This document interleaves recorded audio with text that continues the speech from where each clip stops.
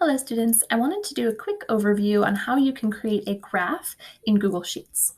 So the data that I'll be working with is some data about terrestrial isopods. You can see there were sort of two types of isopods, sow bugs and pill bugs, and we looked at 10 different individuals and we looked at their length. The first decision that you need to make when you're creating a graph is what type of graph you're going to make and what data you want to graph. In this particular instance, I don't want to graph raw data because it doesn't tell me anything important. Instead, I want to graph the average. So what I did is I created a little side chart over here that has just the averages. I'm also going to show you how to put error bars on with standard deviation, so I have those there as well.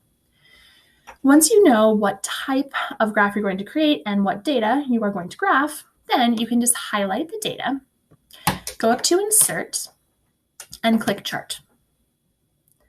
It'll take a moment, especially because my computer's slow, and then a graph will pop up for you.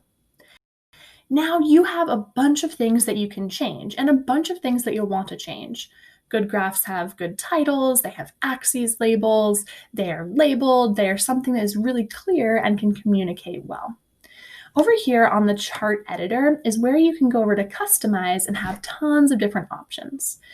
You can change your chart style. Maybe you decide to change some colors. Sometimes color is a really good way to demonstrate what you are trying to communicate. Chart axes and titles is the next thing, and you'll definitely want to change that. So when you go down here, there's a little drop down where you can change the chart title, subtitle, horizontal axis, and a vertical axis. Here's a cat. So the chart title in this case might be something like terrestrial isopod average size. Maybe from there you go down to the horizontal axis. So in this case, it is showing my two different types of pill bug. So I might say type of isopod. My vertical axis in this case is showing my average length. Always include your units and your uncertainties. Millimeters, in this case, plus or minus 1 millimeter. That uncertainty is going to be dependent on your tool. All right, so I look at this, it's showing me most of what I want, but I would like to be able to include error bars so I can show some of the uncertainty. Now, I will say doing error bars in Google Sheets is a little bit of an adventure. Often, the easiest way to do it is just to click these three little dots and publish this chart, and then put it into a Google drawing and just hand draw your error bars. Often that's the easiest. In this case, I have set it up in a way where I can add error bars using Google Sheets. This won't always work. So I have my data set up so it's two different series, and I can apply just to a single series at a time. So here's a sow bug. I can go down to where it says error bars.